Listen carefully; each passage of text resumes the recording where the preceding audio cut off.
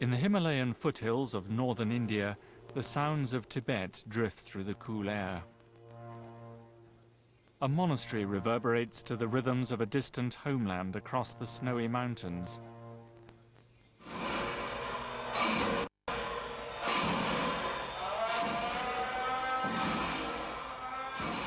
These monks are among the tens of thousands of Tibetans who fled their homeland to India.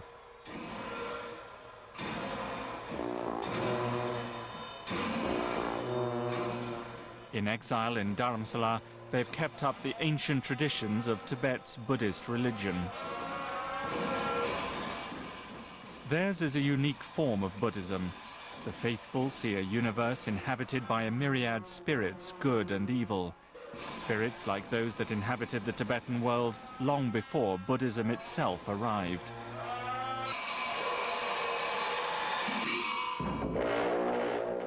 From the shadows of monastic halls, a feud is emerging. A clash over the spirit of a 17th century Tibetan monk. The name of the deity is Dorje Shugden.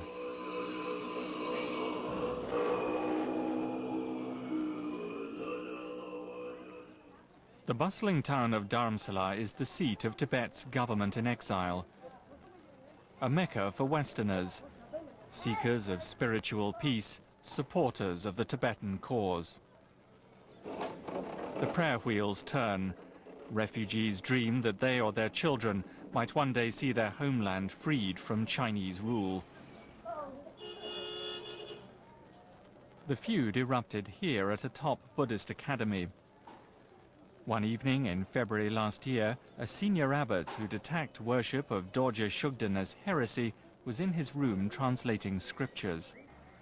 A group of men entered the abbot's quarters in this dormitory building. Police believe they were Shugden supporters. The intruders, who are still at large, stabbed the abbot and 2 aides to death.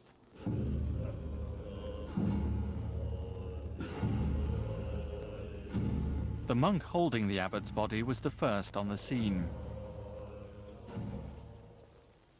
He described to me the horror of a crime whose shockwaves continue to batter the Tibetan community.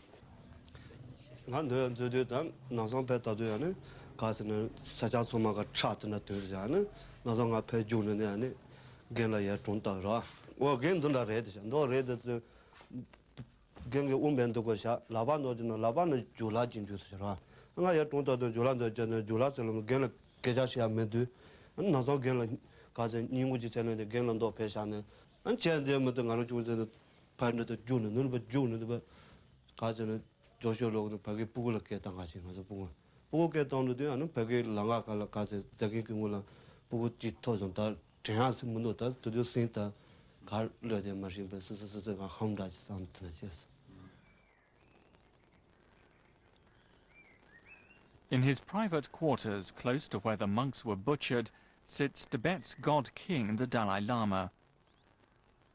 The murders filled him at first with fear and anger, before his Buddhist calm returned. Delving into historical records back in the 1970s, he'd concluded that Dorje Shugden was a dark and evil spirit, hostile towards Dalai Lamas. He stopped worshipping the deity. 2 years ago, he ordered his followers to do the same. Yes, pleased to meet you. It's a great honor. Despite the Dalai Lama's charm, he's firm on doctrinal issues. When we met, he told me that devotees of Shugden had been fueling sectarianism and endangering Tibetan unity. He rejected their charges that his ban threatened their religious freedom. The Indian police believe it's Shugden worshippers who threatened the Dalai Lama. Judging from the wider perspective, my act really made good effect regarding unity among the various Tibetan Buddhist practitioners. And then I feel I made some kind of contribution regarding for purification or correction. There is danger. You see, such a profound Tibetan Buddhism degenerate such a profound Tibetan Buddhism eventually become spirit worship?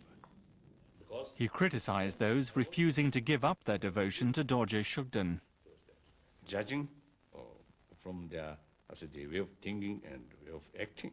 Oh, yes, we can say fanatic. The Indian police are still investigating the murders. It was dress uniform day when I met the officer responsible, Ishwar Bandari, at his Dharamshala headquarters. He believes as many as 6 people carried out the attack and that at least 2 of them escaped to Tibet. Mr. Bandari thinks China might be exploiting the Shugden issue by sheltering the suspects. For the police, tension between supporters and opponents of the Shugden spirit has become a serious concern. After this controversy, we are taken by surprise that there's a lot of problem within the community and we have to take care of such classes in future.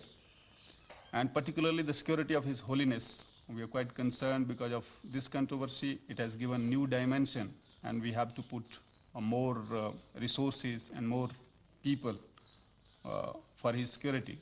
And we have to be more cautious and we have to take certain steps to ensure that this kind of activities are checked so that there is no problem as far as policing is concerned.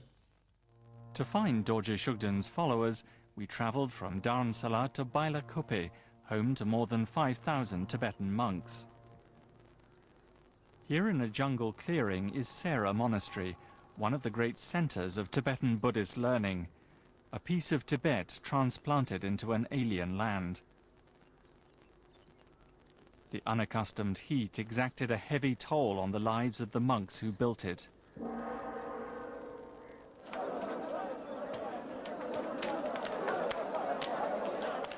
The monks undergo arduous training. Theirs is a vigorous intellectual quest for truth, not just passive rote learning of Buddhist doctrine. Most of these novices are Shugden worshippers. They sharpen their debating skills with passion and fury.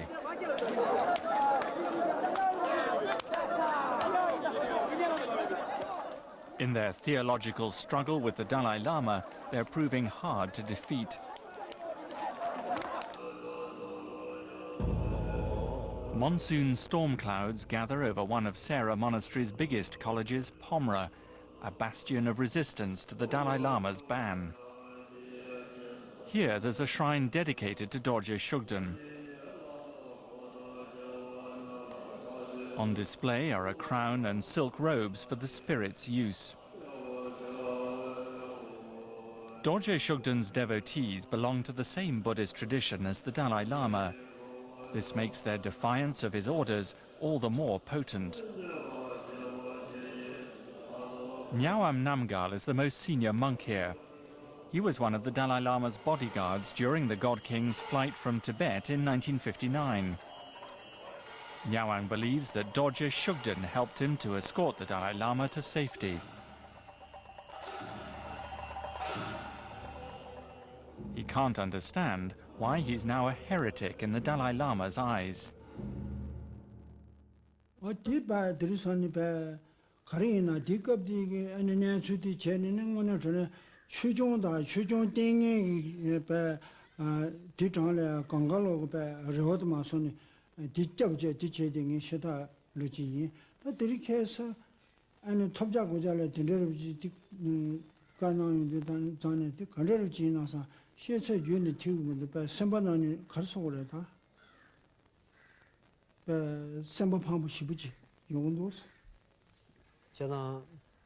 Geshe Dragpa Gyaltsen also fled Tibet at the same time as the Dalai Lama.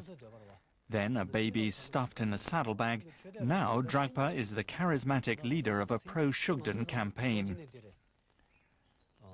His name alone is enough to attract attention. He says it was given to him by Dorje Shugden himself. It's another name for the deity.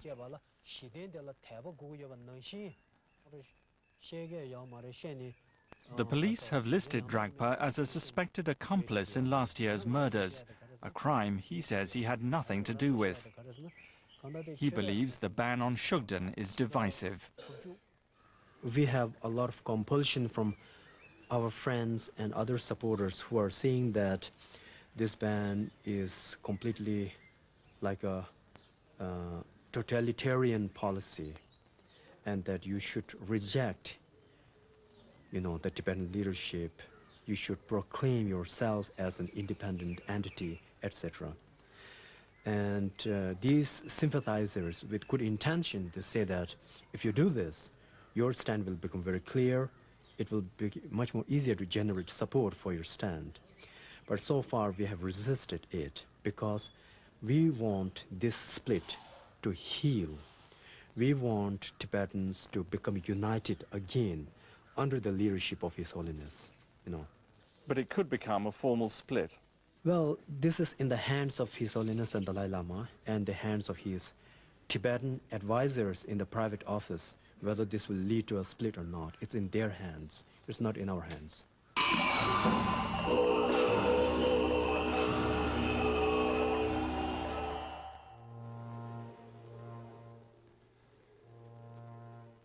Back in his hillside enclave, the Dalai Lama maintains his orders are widely supported.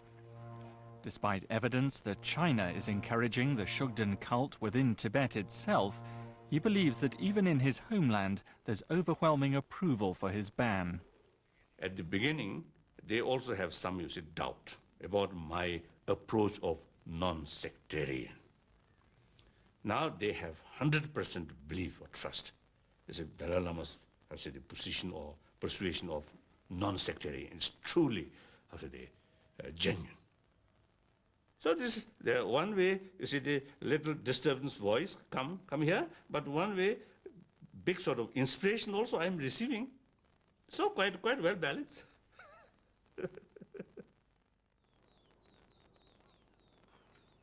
But the reality is that the Dalai Lama is grappling now with the biggest challenge he's faced in exile to his religious and political authority. His community, once united by its contempt for China, is beginning to turn on itself.